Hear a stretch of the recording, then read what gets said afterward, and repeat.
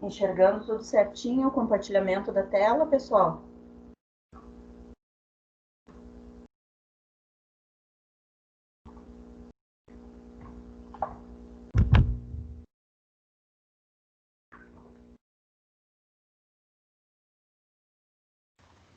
Sim, pronto. Tá certo. Então vamos começar. Bom, então a gente vai seguir na parte do sistema respiratório, né? Fazendo uma breve resuminho do que a gente viu anteriormente. Anteriormente a gente viu a parte por onde o ar, né, entra, onde ele é aquecido, filtrado, umedecido, né? Até a parte dos alvéolos, que é onde ocorrem as trocas, né? Foi as partes. Eu vou dar um foco no principal que vocês precisam saber. Aí a gente falou sobre volumes, né? Como é que ocorria essa troca por diferença de pressão e volume. E agora a gente vai ver como é que ocorre essa troca de gases lá dentro, tá? Então, essa troca por difusão, né? Que seria a troca, né, das moléculas entre dois pontos, né? É um processo que ele tende uma hora a se igualar, né? Ou seja, a quantidade de O2, CO2, né? E normalmente a migração de moléculas de um lugar onde está a maior concentração para onde está a menor concentração, por difusão. Aquilo isso a gente já tinha falado.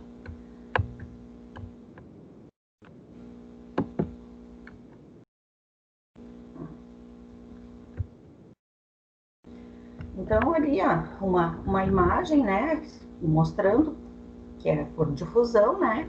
Então, o ar vem ali, né, rico em oxigênio, aí ele, através de difusão, ali está o alvéolo, né? Aí nesse alvéolo, que recebe o ar rico em O2, né? Através dos capilares que estão em contato lá, lembra que tinha aquela imagem que mostrava os capilares bem próximos aos alvéolos, né? Então, como os capilares são muito fininhos, né? Por difusão, eles entram para dentro desses capilares e esse sangue oxigenado segue, né? Nutrindo todas as nossas células do nosso organismo, né? Em contrapartida, depois, né? Vem o sangue que já foi retirado, né? Onde já foi feito as trocas, vem o sangue rico em CO2 e também por difusão, né? Da onde tem mais para onde tem menos, ele sai, fazendo então o processo da expiração, tá, pessoal? Então aqui é um quadro meramente, vocês não precisam saber esses valores, só para vocês terem uma noção, né, num quadro do ar atmosférico com relação ao ar alveolar, né, para ter uma noção de valores, né? Então, o oxigênio na atmosfera em torno de 159 milímetros de Hg, né, de mercúrio, é a unidade que você usa para medir, né? Ele tem então em torno, ó, o nosso ar atmosférico tem em torno de 20,84% de oxigênio, né? E lá nos alvéolos tem em torno de 104 milímetros de Hg, ou 13,60% é oxigênio, né? Enquanto que, ó, no ar atmosférico tem em torno de 0,3, né, ou 0,004% do gás carbônico, e quando ele está lá nos alvéolos, né, ele tem em torno de 40 milímetros de Hg. Isso seria só para vocês terem uma noção, assim, mais ou menos de valores ou de porcentagem com relação ao ar atmosférico, tá? Então, aqui também uma imagem, esse aqui é um programinha que a gente usa, que quando está em sala de aula, é bem interessante de conseguir mostrar para vocês, porque eu consigo fazer reproduzir. Como a gente está com aula online, né, longe, eu não tenho como colocar ele a funcionar. Daí, então, eu fiz umas imagens, né, fiz uns prints para vocês verem, né. Então, aqui como se fosse o alvéolo, né, ali tá ele, aquela parede, né, que eu falei, tudo. Então, lá vem o capilar, ó, vem o oxigênio, ó, 40 milímetros de Hg, e lá dentro do alvéolo tá 104 milímetros de Hg. Então, o que acontece? Ocorre a saída, né, da CO2, então sai, né, e entra o oxigênio. Então, nessa passagem, enquanto o oxigênio está em contato com o alvéolo, ele vai fazendo a troca, né? Por difusão, da onde está mais concentrado para onde tem menos. E a mesma coisa ocorre com o CO2, né? Então aqui, ó, ele chegou com 40, lá no final, onde ele já não está mais quase, que ele já fez toda a troca, ele está em torno de 0,4%. E o CO2, né, lá dentro do alvéolo, ele tinha em torno de 45, ó, e ele vai fazendo troca, até que ocorra a troca e a liberação através da expiração, né, para o meio exterior. Tá? E esse transporte de gases que vem lá pelo capilar, ele ocorre ligado ao glóbulo vermelho, né, gente? Então, existe lá dentro do capilar, lá, as moléculas, né, a hemoglobina, vocês sabem, que é um dos componentes do sangue, tá? Então, esse oxigênio, ele tem, ele se fixa, esse grupo da hemoglobina, ela tem 4 grupos M, tá? Aqui seria uma imagem do microscópio, tá? Então, o que acontece? Esse glóbulo vermelho vem e o oxigênio se fixa, né, lá na hemoglobina, nesses 4 grupos M. Às vezes se fixa um em cada um, às vezes se fixa só um, tá, pessoal? Então, ela tem afinidade pela hemoglobina, o oxigênio, tá? Então, ele se fixa ali, tá? Então, ó, o oxigênio, difusão, né, nos alvéolos, para os tecidos, ou seja, nutrir o nosso organismo, né? Então, 97% é ligado à hemoglobina. Foi o que eu falei, ó. Devido a essa afinidade que tem com a hemoglobina, ele se liga à hemoglobina. E 3% segue solto no plasma, né? Então, não se liga à hemoglobina e segue no plasma, tá? E uma coisa importante de vocês saberem é que essa afinidade da hemoglobina, ela diminui se o pH do sangue baixar ou se houver uma grande quantidade de CO2 no sangue, ou seja, ou um aumento de temperatura, né? Então, o que acontece? O que eu falei, a mesma coisa que vocês estão vendo nas aulas práticas que vocês estão fazendo lá do digestório. A fisiologia, o que é? É o funcionamento. Ou seja, se alguma coisa não está funcionando corretamente, né, qualquer desequilíbrio que ocorra no pH do sangue, na concentração de CO2 ou no aumento da temperatura, o que vai ocorrer? Essa hemoglobina, ela não vai o oxigênio não vai se ligar a essa hemoglobina, né? Então, com isso, o que vai acontecer? Vai ocorrer um desequilíbrio com relação à parte respiratória, ou seja, não vai ter uma condição favorável, ou seja, o animal não vai ficar em bem-estar, né? No humano, nós podemos dizer, vai ter falta de ar, vai ter problemas respiratórios e a mesma coisa no animal, tá, pessoal? Então, ó, muitas vezes, ó, com o aumento do metabolismo, quando ocorre um aumento de temperatura, né, um estresse calórico, o que acontece? Ocorre um aumento do metabolismo, com isso ocorre um aumento da temperatura do corpo. A gente vai fazer o quê? Vai exalar mais CO2 e com isso vai fazer o quê? Baixar o pH, né? E aí o que acontece? Vai diminuir a concentração do oxigênio no organismo, tá? Ocorrendo um desequilíbrio. Aqui tem uma reação, né? Que, claro que essa reação é reversível a partir do momento que se regula o metabolismo, baixa a temperatura, diminui o CO2 e o pH já vai ficar em padrões normais e vai fazer o quê? A hemoglobina vai começar a captar o oxigênio vai se ligar normalmente à hemoglobina, tá? Aqui, uma outra maneira de exemplificar, né, pessoal? Então, ali mostrando como que ocorre as trocas, né? Então, lá o alvéolo tem em torno de 100, 104, né? Aí ele vai entrar, aí vai começar a fazer a troca, lá na circulação, na artéria, né? Vai alimentar ali a mitocôndria que precisa para sobreviver, todas as células do nosso organismo. Ele vem nutrindo com o oxigênio e retirando o CO2, né?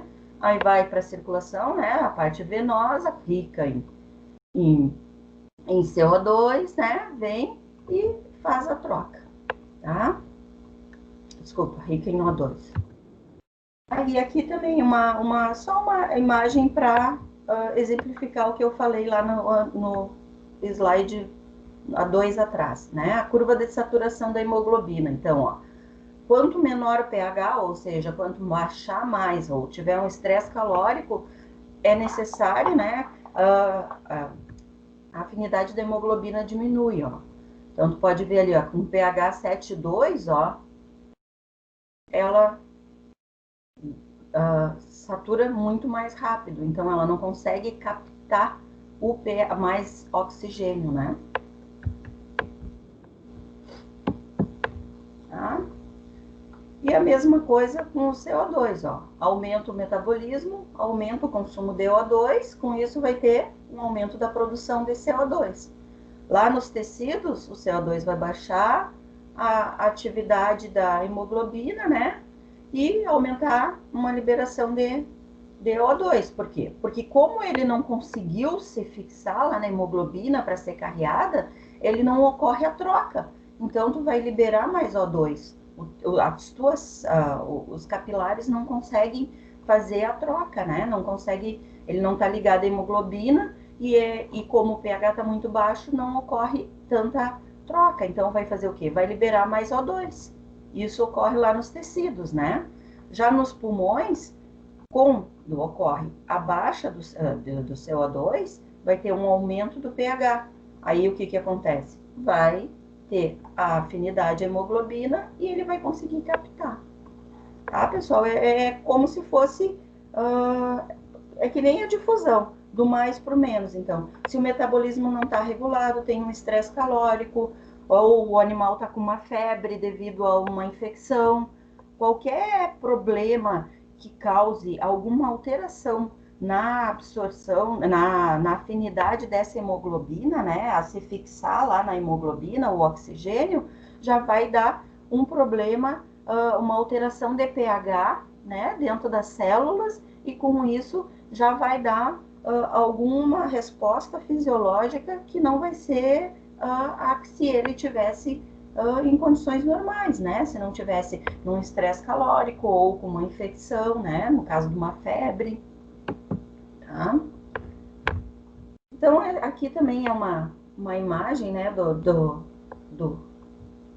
sozinha ali, né, do oxigênio, né, que foi que eu falei, ó, quase todo o oxigênio é transportado no sangue, ligado à hemoglobina, presente em grande quantidade no interior das hemácias. Então, ali tem uma hemácia ali, né, a gente pode ver, tá ali as quatro, o grupo 4, né, que é as 4 grupos que tem na hemoglobina, né, ele se fixa o grupo 4M, né, e aqui em torno, aqui então tá dizendo, ó, que tem 98%, 98,5% dessa hemoglobina, né, tá, o oxigênio tá ligado a essa hemoglobina, e aqui tem 1% difundido no plasma, tá?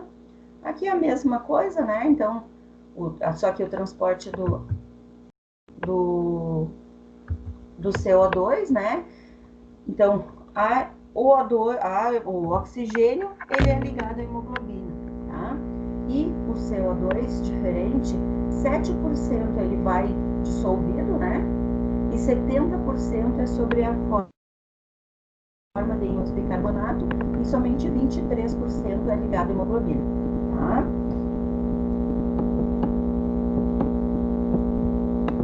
Então, aqui, desde a tabelinha, né? Então, tá ali, ó, o que vai acontecer? O CO2, né, mais a água, vai formar o bicarbonato, né, faz a liberação do hidrogênio e essa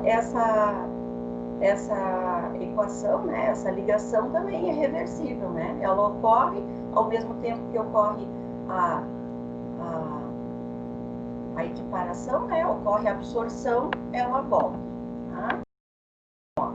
23% é transportado ligado à hemoglobina, que a gente chama daí como é CO2, carboxihemoglobina.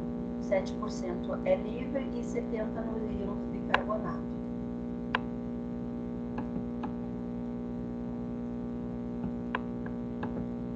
Tá?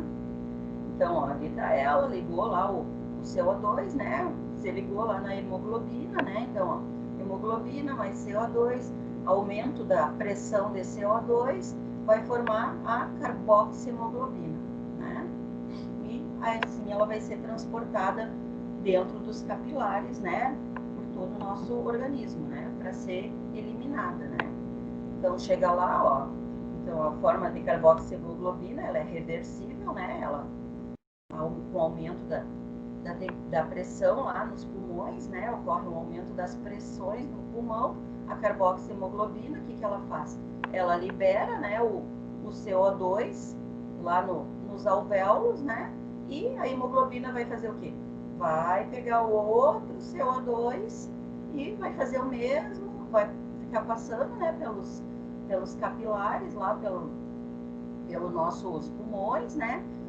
Captando, né, o dióxido de carbono, o CO2, quando está uma quantidade alta de um aumento desse CO2, da pressão desse CO2, da concentração, ela vai lá, se desfaz, né, essa equação, ela é reversível e volta. Tá? E a partezinha que é mais chata, que eu não vou entrar em detalhes com vocês, eu só quero que vocês entendam que ocorre, como que ocorre, né? Não precisa saber os detalhes, porque ela é bem mais complicada da gente conseguir visualizar, né? Então, para se transformar em bicarbonato, inicialmente o gás carbônico se difunde para dentro da hemácia, tá? Em seguida, ele reage com a água lá presente e graças à enzima anidrase carbônica que tem lá, ele forma o ácido carbônico. O ácido carbônico rapidamente se dissocia em hidrogênio livre mais íon bicarbonato. Então, esse íon bicarbonato sai da hemácia ao mesmo tempo que um cloreto entra e segue sendo transportado. Tá, pessoal? Isso aqui vai ter as imagens para vocês entenderem, mas é a partezinha mais chata do transporte de gases. Mas o que eu quero que vocês saibam? Que o bicarbonato, ele é transportado dentro, né, lá na hemácia, né, no interior da hemácia, na forma de bicarbonato, que é a maior parte do CO2, tá? E que através de uma reação, de uma enzima anidrase carbônica, né, ele forma o ácido carbônico, em seguida ele reverte, e aí o que acontece? Sai, né, no momento que esse bicarbonato sai, para não ocorrer um desequilíbrio, entra um cloreto, tá? Então aqui a gente vai ver nas imagens, ó. Tá ali, ó, o CO2, né, se liga na água, forma uma anidrase carbônica, né? Aí o que acontece? Forma, né, a anidrase, né, a anidrase carbônica forma ali fugiu a palavra, ácido carbônico, forma o ácido carbônico, né? Esse ácido carbônico automaticamente, o que ele faz? Ele vai se dissociar em hidrogênio e aqui está o íon bicarbonato. Tudo isso ocorre lá dentro da enzima, da hemácia, tá, pessoal? E fica ocorrendo o tempo todo, né? É a maneira que ocorre esse transporte, ou seja, 70% do CO2 lá dentro dos tecidos, ó, graças a essa. Tá? Então, ó, formando a anidrase carbônica junto com a água, forma lá a hemoglobina.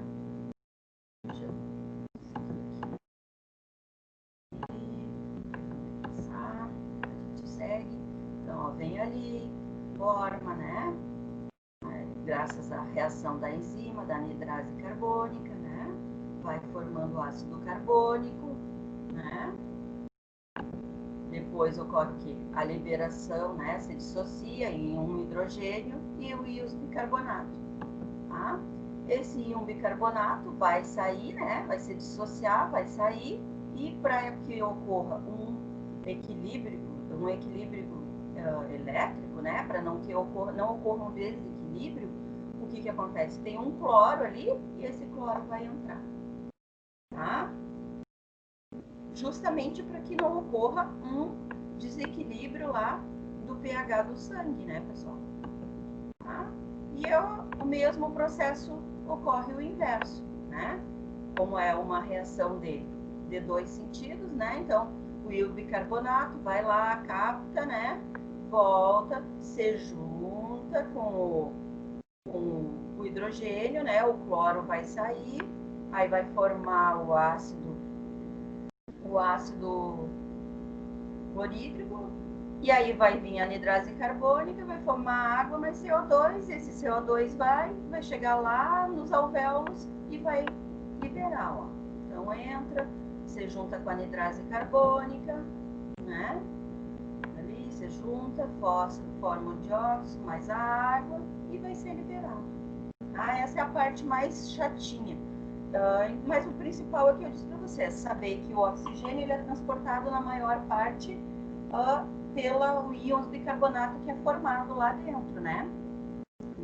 Através se ligam a hemoglobina também, assim como o O2, só que o O2 se tem afinidade ao grupo M, né? Essa hemoglobina tem 4 grupo M, ele tem afinidade a esses grupos, e o CO2 já não, ele precisa dessa reação para formar o bicarbonato, tá?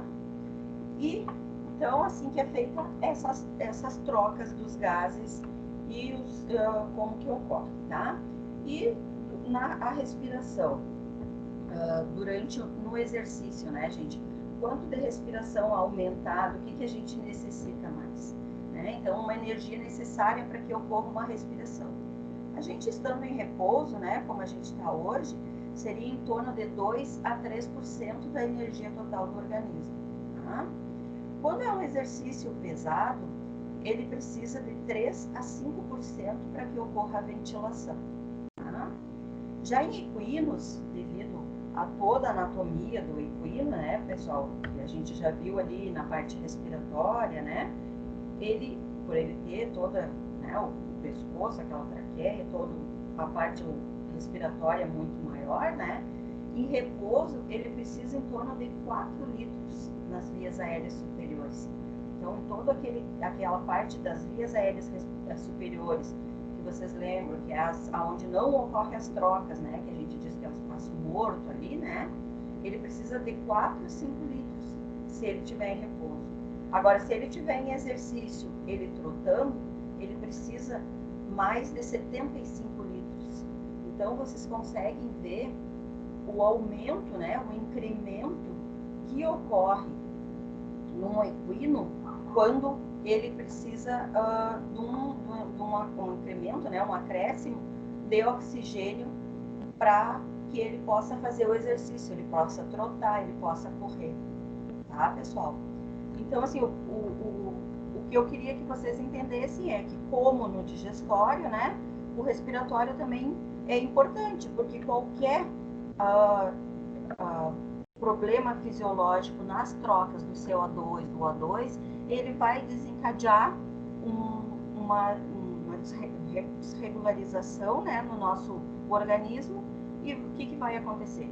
Aí o animal, porque ele pode estar com febre ou ele pode estar sofrendo de um estresse calórico, ele não está dentro de um bem-estar animal, está um calor muito grande, né, não tem sombra, ou no caso de um aviário, os aspersores não estão dando conta.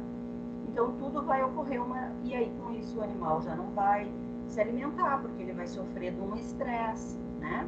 E esse estresse muitas vezes, se ele acaba se prolongando, é um estresse que vai dar uma queda na produção considerada. Então a pessoa produziu um alimento, ela produziu uma linhagem, né, esperando uma resposta, e às vezes por um desequilíbrio, uma ração também, às vezes pode ter algum problema que venha causar alguma infecção, inflamação, né, e que o animal venha ter febre. Qualquer problema fisiológico que não esteja, o animal não esteja dentro das condições normais dele, a gente vai ter uma resposta negativa na parte da produção, tá, pessoal? Então, por isso que eu digo sempre assim, ó, eu já passei pelo terceiro semestre e digo para vocês, às vezes fisiologia acaba se tornando meio chato, para que eu vou querer isso? Eu quero ir trabalhar lá no setor, mas lá na frente, para quem for muitas vezes trabalhar com a parte, quem for para uma pós-graduação, quem for para a área da pesquisa, ou até mesmo, né, para quem for trabalhar na parte de assistência ao produtor, ele precisa saber a fisiologia, precisa saber como funciona o organismo desse animal, tanto ovino, suíno, aves, cães, né? Que é uma. Porque muitas vezes não está só associado a problemas mais simples, né? Às vezes é uma parte fisiológica e sem vergonha nenhuma, eu conto para vocês que eu passei pelo terceiro semestre achando que fisiologia ia ser básico. E quando eu cheguei lá no meu mestrado, eu fiz mestrado em ovinos. Eu trabalhei na ovinos toda a minha graduação e fiz meu mestrado em ovinos. Tá? E aí, quando eu trabalhava com parte de produção de leite, quando chegou lá no final, na hora de escrever a minha dissertação, eu tinha que falar sobre a produção de leite. E aí eu não entendia muito a fisiologia e me faltava a parte da nutrição, né, ali da fisiologia, como que ocorre a quebra ali para a produção dos, né, o acético, propiônico, butírico, né, isso quem está fazendo a parte de ruminantes tá entendendo, né, e aí eu tive que ir atrás. Então, assim, eu tento passar para vocês o mínimo de conhecimento. Quem for trabalhar depois vai se aprofundar, mas a fisiologia, o principal é que vocês entendam o funcionamento de todo o nosso organismo, tá? E assim também, pessoal, existe uma... se eu consigo botar, senão não vou conseguir fazer essa animação. Então, ó, essa regulação da pressão, da respiração, né, pessoal? Então, o controle da respiração, né, ele é o princípio da homeostase. A gente tá ali quietinho, né, e tá o centro lá, quem controla lá, tá fazendo as trocas, né? Ou seja, lá nos capilares, lá vem, né, o sangue lá, né? Então tá lá a pressão de CO2, a pressão de O2, o pH, né? O que acontece? Ele vai ativar os quimiorreceptores, né? Esses quimiorreceptores vão ativar os centros respiratórios, os músculos respiratórios, fazendo com que ocorra a ventilação, né? Fazendo com que ocorra essa regulação, né? Lá no tronco cerebral, na base do cérebro, possuímos um conjunto de neurônios. Isso vocês devem ter visto lá em Fisiologia 1, né? A parte do tronco cerebral, o que ele coordena tudo, né? Do vômito, da respiração, da deglutição, de toda essa parte, né? Encarregados por controlar cada instante da nossa respiração, né? Então, o centro respiratório, tá? Então, são movimentos involuntários, né, gente? Porque a gente não está sentado aqui pensando, vou respirar, não vou respirar, vou respirar, não vou respirar, né? E esse centro respiratório, ele é dividido. O grupo respiratório dorsal, tá? Um grupo respiratório ventral e um centro pneumotáxico, tá? Então, esse primeiro, o grupo respiratório dorsal, né, ele está localizado lá na porção dorsal do bulbo e ele é responsável pela nossa inspiração. Tá? Ele apresenta células autoexcitáveis que a cada 5 segundos elas se despolarizam, né, e a partir desse conjunto, né, de fibras, né, via expiratória, desce, né, até a medula, que dirige aos diversos neurônios motores responsável pelo controle dos nossos diversos músculos da inspiração. Então, a inspiração, ela ocorre a cada 5 segundos. Então, 1, 2, 3, 4, 5, a gente já expirou. 1, 2, 3, 4, 5, a gente já expirou. Tá? Então, aqui a gente pode ver lá, ó, a imagenzinha, né, lá em cima, o bulbo lá, a ponte, o bulbo, né, o que ele vai fazer lá? Ele recebe, né, o estímulo, notificação, vamos inspirar, né? 5 segundos, vamos lá. Eu inspiro, aí ele passa para os centros respiratórios lá, vem vindo, né? Faz lá com que os músculos respiratórios lá, o diafragma e os músculos intercostais externos, porque é inspiração, né? Externos, eles fazem com que ative eles e ocorra a inspiração. Então, ó, desse centro parte nervos responsável pela contração dos músculos respiratórios, né? O diafragma e os intercostais, né? Os sinais nervosos são transmitidos e através da coluna espinhal para os músculos da respiração. Então a gente diz que em condições normais, né, os centros respiratórios a cada 5 segundos ele possui um estímulo de contração da musculatura, né, da torácica, e faz com que a gente inspire. Tá? Então a gente pode ver aqui, ó, ali onde inspiração neuronal, né, 2 segundos ele leva, né, para então a cada 2 segundos a gente recebe, né, para inspiração, né, e no final lá do terceiro e dos outros 3 segundos para expiração. Então a gente consegue fazer um movimento inspiratório a cada 5 segundos. Já os grupos respiratórios ventrais, eles estão lá no bulbo, né, isso aí não vem só para a título de curiosidade, assim, para vocês saberem, né? E eles tanto pode ser para inspirar quanto para expirar, dependendo qual neurônio lá que foi ativado, né? Pode ser inspirar e expirar. Então ele participa dos dois. Melhorou agora, pessoal?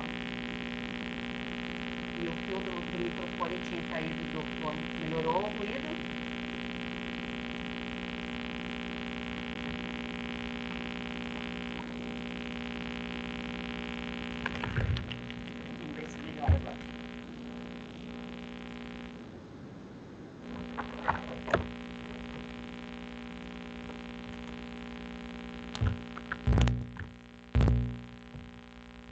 Tentando conectar e desconectar meu fone, só um pouquinho, pessoal.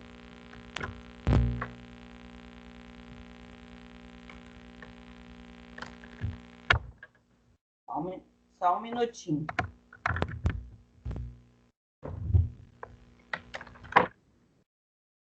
Parou? Melhorou, pessoal? Tá. Tá quase no fim. Tá, pessoal? Então, o ventral ali, né? Ele é responsável tanto pela inspiração quanto pela expiração, tá, pessoal? Enquanto o anterior fazia todo. E o centro pneumotáxico, né?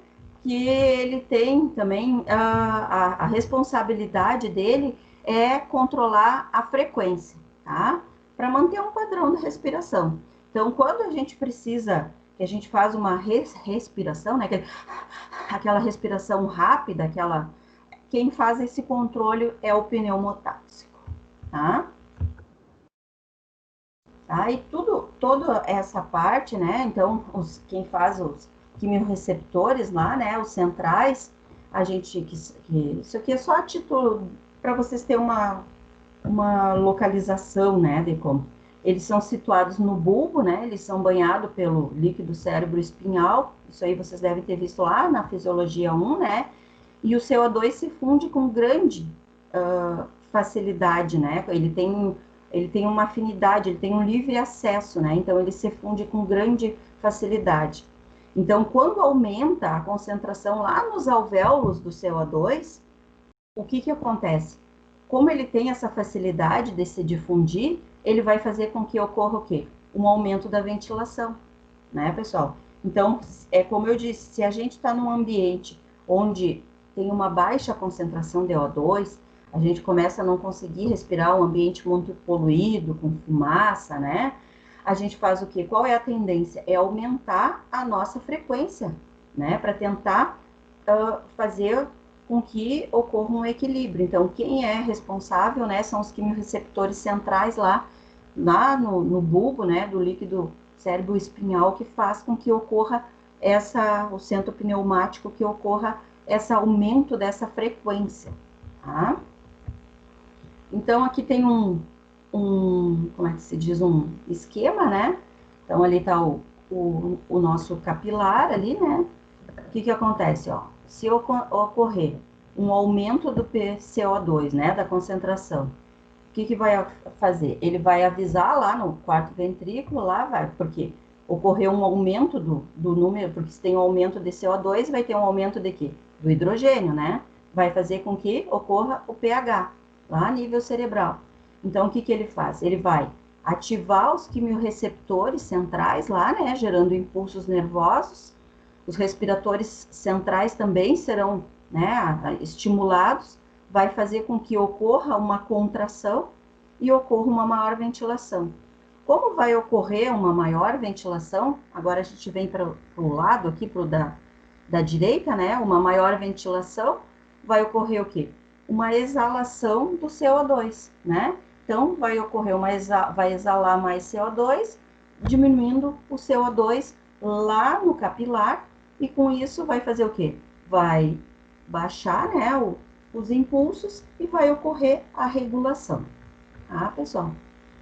E os periféricos, né, que são formações nervosas altamente vascularizadas, localizadas no exterior das grandes artérias, né, então, a gente considera as carótidas, né, que estão localizadas, principalmente nós temos os humanos, né, quem tem avô, né, avó, já deve ter ido fazer exame de carótidas, que são laterais no nosso pescoço, né, próximas à artéria carótida, né, os arcos aórticos, eles são sensíveis ali ao oxigênio, ao CO2 e o pH no sangue arterial, né, então essas carótidas são as que levam para o nosso cérebro o oxigênio e traz o CO2, tá? Então, o que acontece lá? Aumento, né, aquela reação lá do íons bicarbonato nos quimiorreceptores periféricos, né? Vai a mesma coisa. Vai estimular os quimiorreceptores periféricos, os centros respiratórios, músculos, fazendo com que ocorra a ventilação. Como ocorre essa ventilação, né? Vai ocorrer o quê? Vai exalar o CO2, esse CO2 vai baixar, né? E aí os quimiorreceptores vão receber os estímulos, fazendo com que tá tudo em equilíbrio, voltamos ao normal. Então, essa parte, né, de regulagem, o que a gente precisa saber é que elas funcionam, né, através dos quimiorreceptores centrais e periféricos, né, eles que fazem toda essa regulação. E aqui tem deixa eu voltar. Um esquemazinho, né, que é como se fosse um resumo, né? Então, lá o sangue arterial, né, ele tá rico de O2, né? Então, ele estimula, aumentando os impulsos nervosos. Se o pH tá baixo, né? Ou se o... Peraí, vamos começar pelo PO2. Então, se o oxigênio, ele vai estimular... Vamos começar, eu vou dar um por um, fica mais fácil para vocês entenderem. Então, se baixar a quantidade de O2, o que ele vai fazer? Ele vai estimular os quimiorreceptores periféricos, aumentando os impulsos nervosos. Esses impulsos nervosos vão lá no centro respiratório, aumentando, né, os impulsos nervosos, para que ocorra o quê? Os músculos lá se contraiam e aumente a ventilação, tá? Se ocorrer uma baixa, né, do pH lá no sangue, né, tem uma baixa de pH, vai captar menos O2, lembra? Então, o que vai acontecer? Vai estimular lá os centros respiratórios, né, os quimiorreceptores, aumenta o estímulo nervoso, aumenta o centro respiratório, os músculos se contraem e aumenta a ventilação, tá? E se tiver um aumento do CO2, o que vai acontecer, né? Baixar lá o pH, né, do sangue, vai aumentar a concentração, vai diminuir o pH, e aí vai estimular tanto os receptores periféricos quanto os centrais, né?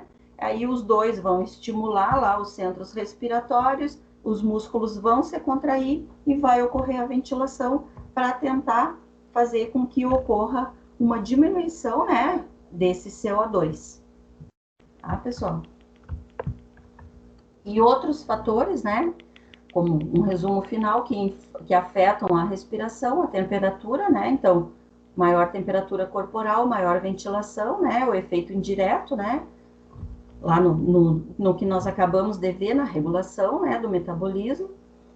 E o ofegar, que a gente viu lá do gato, né? Do gato é hormonal. O ofegar é o que é? Nada mais é do que a perda de calor, porque eles não possuem glândulas sudoríparas. Isso é característica de aves, cães, suínos, né, e assassinos, né, e que impede o calor, como eles não têm as glândulas sudoríparas, eles não soam que nem nós, né, que nem os cavalos, quando tu vai trotar muito tempo no campo, quando tu tira, né, as rédeas, que tu tira todo tu desencilha o cavalo está todo suado, né? Então ele consegue fazer a troca de calor. Já os cães, os gatos, aves e suínos, não. Então esse calor é pelo ofegar. Por isso que quando a gente sai para caminhar com o cachorrinho está lá com a boquinha aberta, tentando fazer a troca para que ele perca o calor do corpo que ele não consegue por não ter glândulas sudoríparas. Tá? Então, o aumento da temperatura corporal atinge lá no hipotálamo, centro do ofegar, né? E relacionado lá com o centro do pneumotóxico, tá? E o ofegar não causa baixa do CO2, né? É muito superficial. Na realidade, ele só vai mesmo tentar regular, fazer com que perca o calor, diminua a temperatura corporal. Bom, pessoal, deixa eu parar de gravar aqui. Vou parar a gravação e caso vocês tenham alguma dúvida, vocês podem me perguntar, tá?